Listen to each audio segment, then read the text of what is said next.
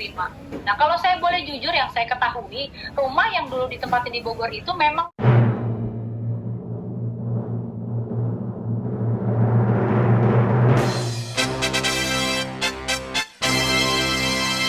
nggak mau nyalahin siapa-siapa, Mbak Fenty ya.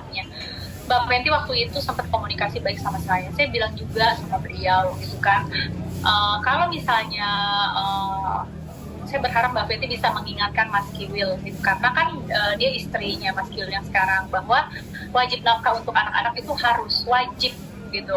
Nanti kalau tidak ditunaikan maka berdosa, pertanggungjawabannya sama Allah. Kembali lagi Mbak, kalau saya pribadi, kalau dia tidak mau menyelesaikan itu, menunaikan kewajiban dia sebagai seorang bapak, ya nggak masalah, itu urusannya sama Allah.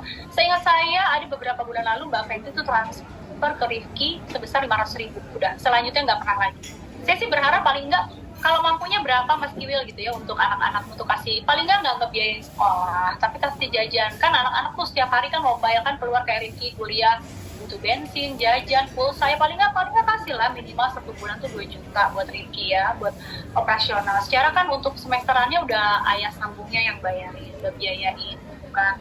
Harusnya sih Mas Kiwil sih, maaf ya, tahu diri gitu, karena kan banyak anak itu ya harusnya juga tahu konsekuensinya. Karena dia pernah ngomong loh, katanya ya itu, ya udah, kalau emang kepengen dibiayain sama saya, ya udah, itulah konsekuensinya dari perceraian. Mana bisa kayak gitu? Orang tua yang bercerai, jangan anak dibawa-bawa. Gitu, nggak boleh. Masa terus konsekuensinya kamu suka nyeleweng, ya udah terima lah kalau cerai. Jadi jangan suka ngebawa-bawa anak. Jangan anak dijadikan korban dari suatu perceraian. Coba deh, jadi ustadz, kan ini kan belajar agama gitu, mohon maaf lahir batin ya, harusnya paham betul, dikaji bagaimana menjadi seorang bapak yang baik, menjadi seorang ayah yang menjadi panutan untuk anak-anaknya. Banyak keluarga bercerai dan broken home, teman-teman artis kita bisa lihat banyak kan, tapi mereka sukses dalam mendidik anak-anaknya menjadi anak-anak yang soleh dan soleha. Coba dipikirkan deh, daripada halu ya, playing victim gitu, mencari pembenaran, ngomong ada-ngada, capek. Sekarang aja direalisasikan secara realistis gitu kan. Jadi bagaimana itu menjadi seorang bapak yang baik. Jadi dari suatu perceraian nggak perlu ada korban, apalagi anak-anak. Apalagi perceraian itu karena perbuatan Anda sendiri gitu loh. Jadi jangan, kalau siapa suruh dulu cerai, bapak nggak bisa move on. Saya nggak suka tuh tayangan itu, terus terang aja. Makanya saya mau bicara ini, saya mau bahas masalah omongan dia itu. Sadar, bapak sadar betul ya gitu. Males sebenarnya ya Mas, sebenarnya aku males nih ngebahas masa lalu ya. Jadi gini loh, saat dia menjadi suamiku dulu ya, waktu dulu dia sosok bapak yang dekat dengan anak-anak, baik, asik, easy go, ya asik gitu loh, kalau anak-anak bilang tuh asik gitu ya. Tapi kurang dekat gitu. Kenapa? Karena ya secara komunikasi kita kurang baik gitu loh. Dia bukan tipe yang suka ngobrol, gimana sih, bukan tipe family man gitu. Terus juga secara ketemunya juga jarang. Posisi saya dulu kan tahu kan gitu. Jadi saya juga nggak banyak menuntut, lebih banyak menyibukkan diri, syuting. Lebih banyak saya pengen punya sesuatu dari hidup ini, apa, mendingan aku kerja, syuting, cari uang, bisa beli ini sendiri, itu sendiri. Itu pikiran saya waktu itu.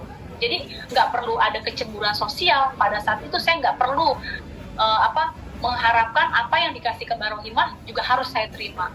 Nah, kalau saya boleh jujur, yang saya ketahui, rumah yang dulu ditempatin di Bogor itu memang hasil dibeliin Mas Kiwil kalau Mbak Rohimah, dari mulai tanahnya, dari mulai bangunannya, mereka bangun. Karena Mas Kiwil cerita sama saya, itu rumah nggak jadi-jadi loh, padahal udah gitu dia sebut itu angka-angkanya. Nah, karena pada saat itu memang saya udah punya rumah, alhamdulillah gitu. Jadi kalau misalnya mungkin Mas Kiwil ngomong itu istri-istri saya sudah saya kasih karena semua atas nama istri-istri saya, bukan saya, bukan termasuk saya kali, Mbak Rohimah kali, nggak saya gitu. Sampai yang dia bilang waktu itu nih, mohon maaf ya, Sampai dia bilang ini mobil sewa katanya yang dipakai setiap hari. Masa mobil sewa sampai berhari-hari di rumah nggak kenapa-napa? Saya sih udah tahu kalau bahwa itu bukan mobil sewa, bahwa itu mobil yang dia cicil, yang mana itu diperuntukkan untuk Mbak Rohimah. Saya nggak masalah, saya dibohongin gitu loh, karena saya juga alhamdulillah Allah maha baik, maha kaya, maha mencukupi, Mbak Mas. Jadi saya udah punya sendiri, jadi nggak masalah buat saya. Cuma kasihan ya orang hidup bohong melulu, gitu aja sih. Kalau hidup bohong terus Mas, nggak berkah. Jadi makanya saya udah capek juga, lama-lama saya capek gitu ngadepin punya suami begitu, capek bohong terus, padahal saya tahu. Nah, begitu saya cerai, akhirnya ada kan berita bahwa mobil itu mobil saya, kata Mbak Rohimah. Itu dibeliin buat saya, tapi dibawa sama dia. Nah, benar kan, berarti dugaan saya bahwa mobil itu emang mobilnya dia, yang dia bilang itu mobil sewa, Mbak, Mas. Saya pribadi nggak butuh.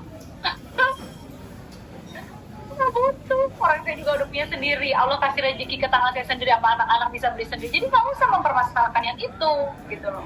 Cuma yang jadi masalah di sini, apa sih yang dia bilang harta apa yang dikasih ke istri-istrinya yang mana, Bapak? Ya, Bapak jangan suka halu, malu loh. Kalau sekarang aku tanya, punya bukti nggak? Kalau Bapak beliin, punya bukti nggak? Nanti malu loh, karena saya beli semua transaksi itu sama orangnya itu uangku loh pribadi. Malu kamu loh, kalau saya ketemuin, saya masih punya loh kontak yang rumah saya beli itu tahun berapa, notarisnya ada, bukti-buktinya ada, bisa dibuktikan. Saya menikah kembali dengan Mas Gio itu tahun 2013 akhir. Saya beli rumah itu 2012, saya beli mobil 2012. Nanti malu. Pada saat itu saya ada kontrak dengan PH Cinema Art, karena sinetron anak-anak manusia itu mencapai sampai 400 episode. Nanti malu, gitu loh. Qadarullah ya, memang orang kan rezeki itu roda dunia ini mungkin lagi ada kesulitan, ya udah baik-baik aja, nggak usah bikin statement yang bikin orang tuh ini apa, orang-orang tuh jadi sebel gitu loh. Yang sebel tuh bukan yang sebel tuh orang-orang terdekat saya, emang tahu gitu loh. Ini apaan sih orang gitu loh, kayak pengen, kalau kita di sini di Makassar tuh kayak pengen dibilang gitu loh, pengen dibilang hebat, bertanggung jawab, udah memberikan segalanya. Nggak usah kayak gitu lah. Kita juga nih, kita perempuan ya, kita juga takut sama Allah. Kayak saya bilang, Mbak, dia kasih saya nyicilin rumah itu yang setiap bulan tuh 5 juta selama 6 bulan doang. Selebihnya itu orang tuaku sama aku, Mbak, gitu loh.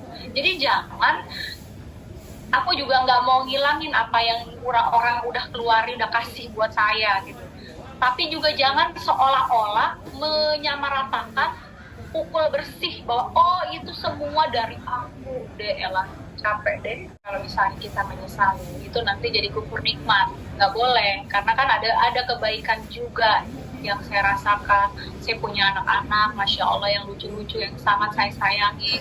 Kalau kita menyesali, berarti nanti anak-anak ini kasihan Mas, Mbak. Ya kan, anak-anak udah bergede-gede, udah bujang, udah gadis gitu kan. Artinya saya tidak menyesali, saya menyayangkan dengan sikap-sikap yang saya saksikan belakangan ini aja gitu. Kalau masalah dia dulu begitu, qadarullah apa ya, artinya saya bersyukur kepada Allah dengan proses semua yang saya alami dalam hidup ini. Akhirnya saya menemukan pasangan yang seperti suami saya ini, yang benar-benar sesuai dengan keinginan hati saya, sesuai dengan harapan saya. Karena kalau saya nggak ngelewatin yang kayak kemarin, saya nggak ketemu dong sama sosok pangeranku yang sekarang ini kan, kayak gitu.